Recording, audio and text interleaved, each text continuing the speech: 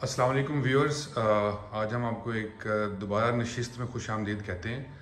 ये डॉक्टर साहब के साथ हमारी दूसरी नशिस्त है जिसके अंदर हम इनसे एक बहुत ही अहम टॉपिक के ऊपर डिस्कशन करने वाले हैं। और वो टॉपिक जो है आज का वो ये है कि हम ये जो गोट फार्मिंग है जो कि आजकल बहुत इन है, बहुत ज़्यादा इसका ट्रेंड बढ़ता जा रहा है रोज़ बरोज़।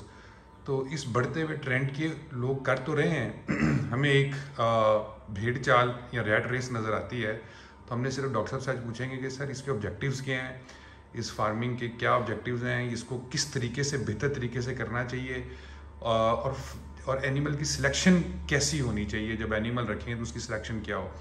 इससे पहले कि हम स्टार्ट करें, पहले डॉक्टर साहब का मैं आपको इंट्रोडक्शन करवा दूँ। डॉक्टर साहब किसी तारीफ के तो मोहताज नहीं है। बहुत लास्ट वीडियो हमने डाली थी तो बहुत ज़्यादा लोगों ने डॉक्टर साहब के लिए मैसेज छोड़े थे। डॉक्टर साहब, पहली बात तो ये कि जी हमारा जो तजर्बा इस्लामाबाद लाइफ स्टॉक की तरफ से डॉक्टर साहब के साथ रहा, डॉक्टर साहब ने आके हमें बहुत ही अहम नुक्ते ऐसे बताए जो हमें ना ही किसी फार्मर से पता चले, ना ही हमें किसी किताबों में पता चले। डॉक्टर साहब ऑब्वियसली एक वेट तो हैं ही हैं, डॉक्टर साहब उसके साथ साथ माइक्रोबायोलॉजिस्ट भी हैं। जो ख़ास बात है इनके अंदर वो ये है कि ये जो माइक्रो एंजाइम्स होते हैं एनिमल्स की ब्लड के अंदर, उसके अंदर एक कुदरत रखते हैं। अस्सलाम वालेकुम डॉक्टर साहब, कैसे हैं आप? वालेकुम सलाम। डॉक्टर साहब, पिछली वीडियो थी, लोगों ने बहुत पसंद की, लोगों ने बेशुमार मैसेजेस भेजे हैं कि जी डॉक्टर साहब के साथ एक दोबारा नशिस्त करें।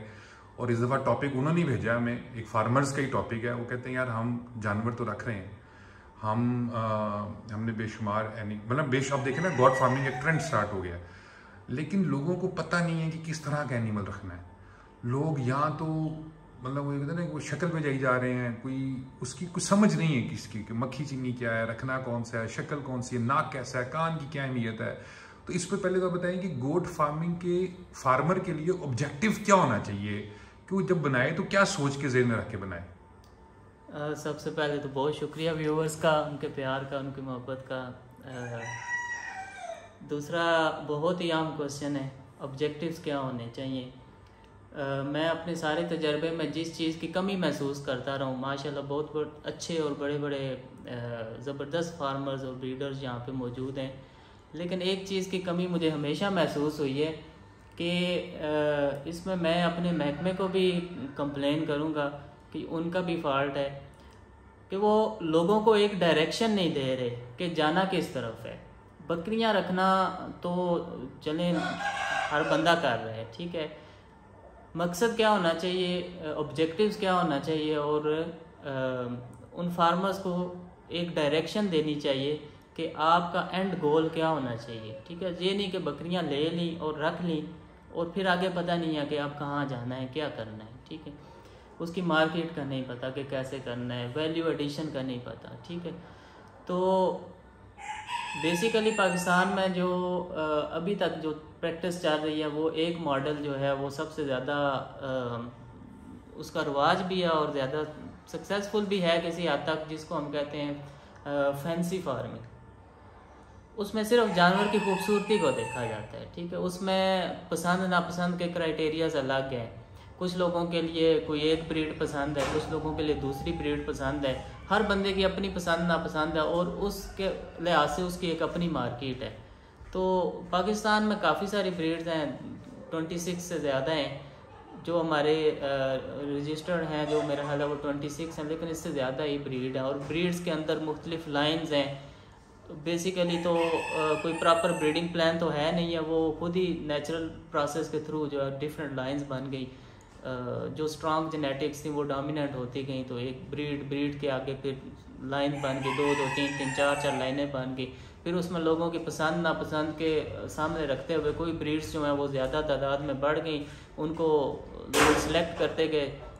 एक जेनेटिक्स में ब्रीडिंग में एक टर्म यूज़ होती है सिलेक्शन, उनकी सिलेक्शन होती गई कि हर बंदा उन्हीं के पीछे लगा रहा। बहुत सारी चीज़ें जो थी वो ब्रीड्स थी जो कम होती चली गई, ख़त्म हो गई।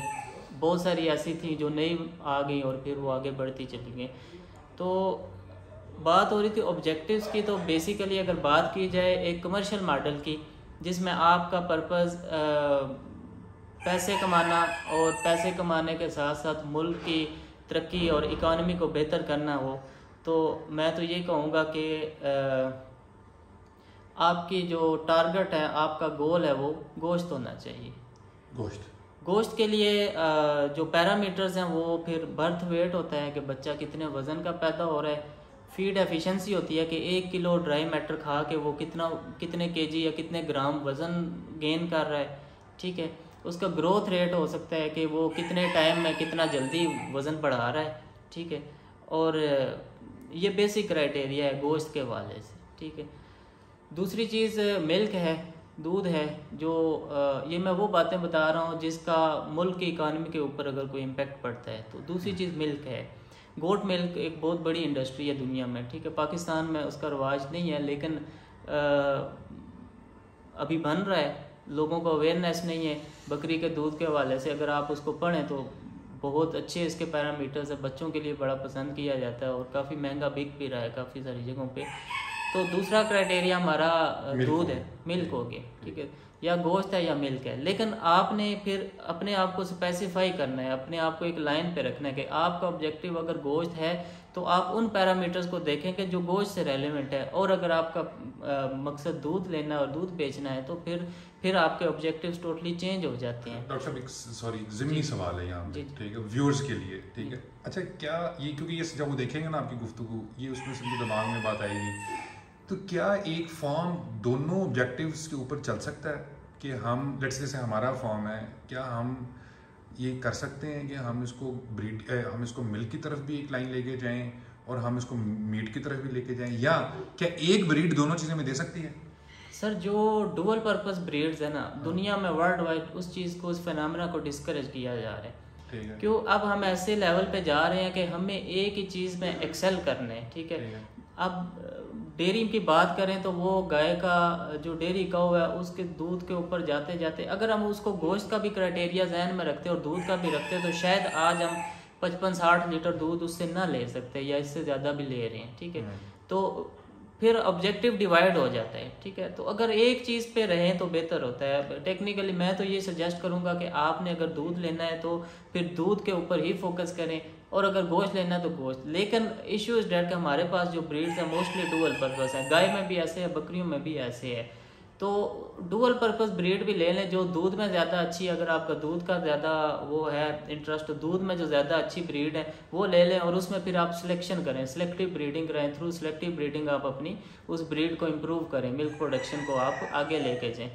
अगर गोश्त का मॉडल है तो देन बर्थ वेट और जो क्राइटेरिया मैंने बताया, ग्रोथ रेट और फीड एफिशिएंसी, उनको फोकस करें और उन्हीं जानवरों को फिर आपस में सिलेक्टिव ब्रीडिंग कराएं और फिर गोश्त वाले जानवर पैदा करें। अब डॉक्टर साहब, ये बड़ी खूबसूरत बात आपने की और एक बड़ी अच्छी एग्जांपल भी आपने दी कि जो ऑस्ट्रेलियन काऊ है जिसको हम फ्रीजियर कहते हैं, राइट, ये चूँकि सिर्फ और सिर्फ गोरिया ने इसके ऊपर काम किया, वेस्ट ने इस पर काम किया इसके ऊपर, and purely milk line develop हुई है, वो मीट लाइन नहीं है।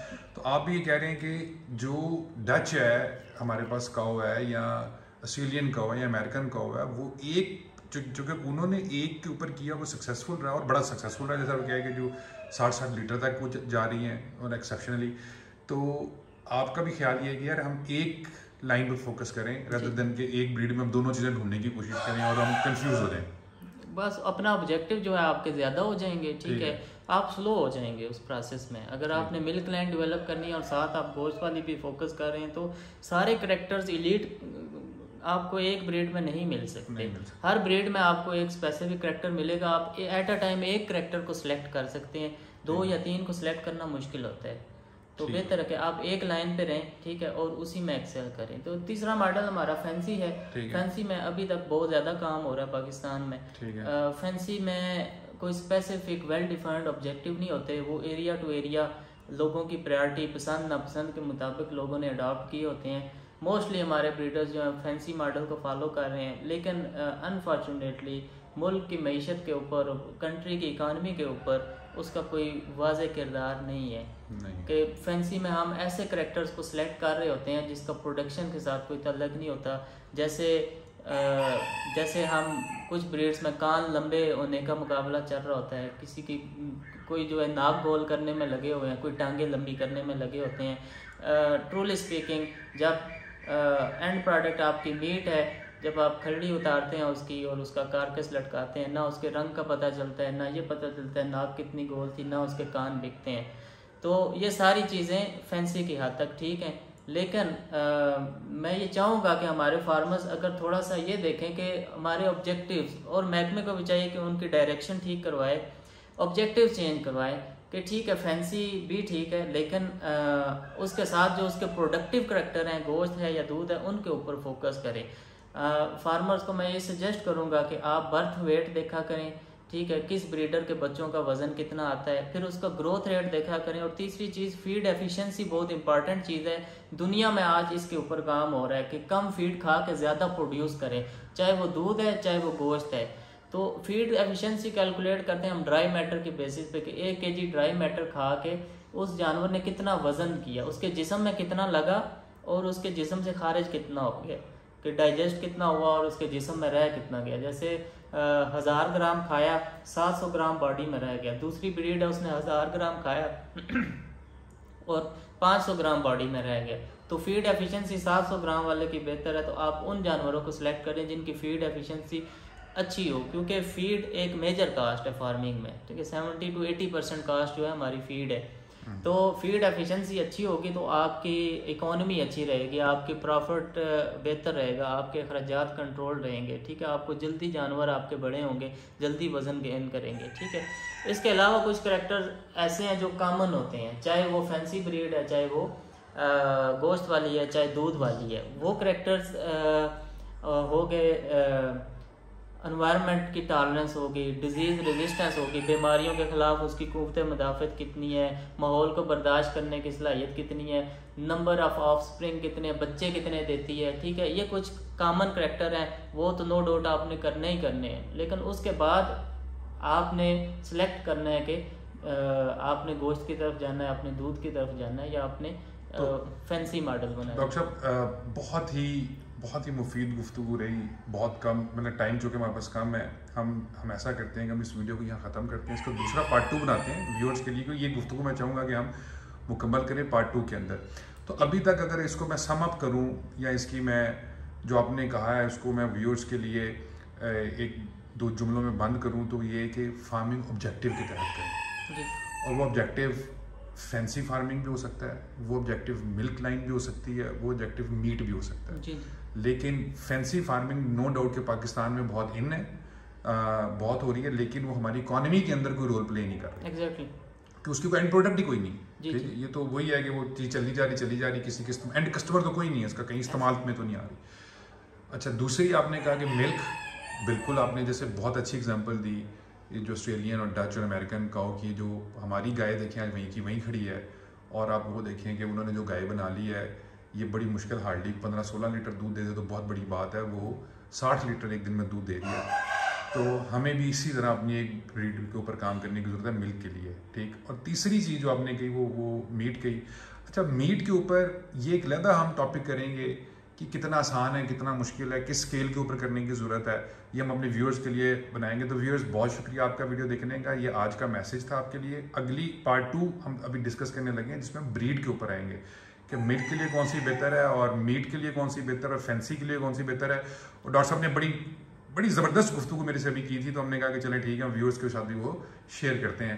तो पार्ट 2 के लिए स्टे ट्यून जी, बहुत शुक्रिया। और हमारे चैनल को ज़रूर सब्सक्राइब कर लीजिएगा, ताकि इस तरह की मुफीद गुफ्तगू जो भी आती है वो आपके लिए नॉलेज बेस बढ़ाती रहे। बहुत शुक्रिया जी आपका, थैंक यू डॉक्टर साहब, बहुत शुक्रिया।